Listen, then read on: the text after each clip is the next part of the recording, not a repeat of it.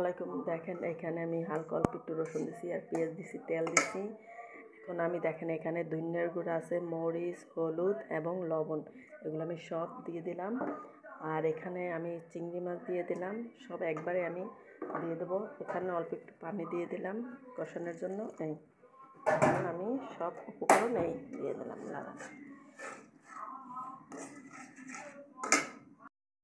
কচুর গাড়ি দিয়ে কষাই নেব।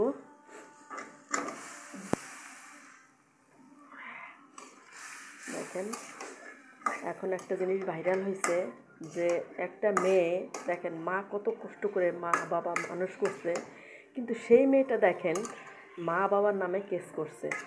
এটা কি ঠিক হয়েছে? আপনারা বলেন ভাই বোনেরা, আপনারও তো ছেলে মেয়ে হবে বা হয়েছে। এই মেয়ের দেখা দেখে 8-10টা ছেলে মেয়ে নষ্ট হইবে। দেখেন মেয়েটার কথা মতো মা বাবা চলে না দেখে আজকে মেয়েটা মা বাবা ভালো না। হ্যাঁ, আর যদি মেয়েটার কথা মতো মানে আজকালকার দুনিয়াতে আপনারা কি মনে করেন যে মেয়ে যা চাইবে তাই দিতে হবে, মেয়ে যা বলবে তাই শুনতে হবে, না শুনলেই মা বাবা খারাপ হয়ে যাবে?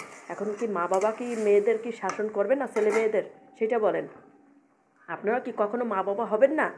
এখন ভাই ও বোনেরা আপনারা বলেন যে এই মেয়েটা যে কাজটা করছে ও কি ঠিক করছে? আপনারা বলেন।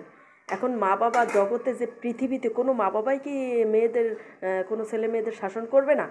এখন ও যা চাইবে তাই দিতে হবে, না দিলেই তো মা বাবা ক্রিমিনাল হয়ে যাবে, তাই না? এখন বলেন আপনারা বিবেচনা করে যে এটা কী হতে পারে।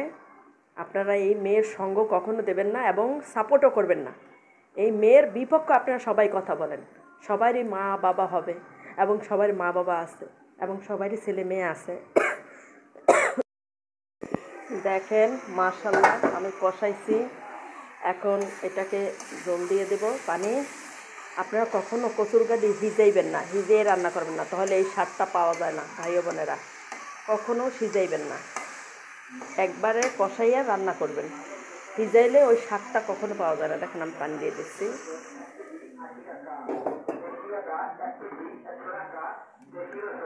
দেখেন মাশাআল্লাহ।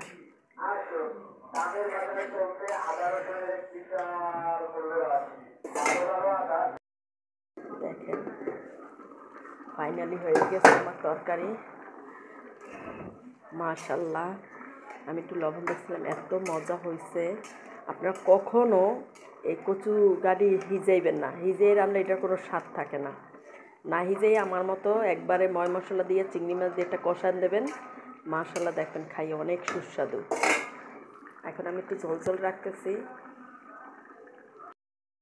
আমি অন্য একটা কড়াইতে ঢাইলে রাখছি। দেখেন কালারটা কত সুন্দর আসছে। আমি বুঝি না কীভাবে কী কালার আমি জানি না, কিন্তু আমার এটা সত্যিকারই দেখেন আমি সব কিছু এইভাবেই রান্না করি। আর আমি জানি না কীভাবে ইউটিউব করে, তারপর আমি শিখছি একটু হালকা হালকা, কিন্তু এইটা আবার কীভাবে রেটেডিং না কী বলে সেটাও আমি পারি না।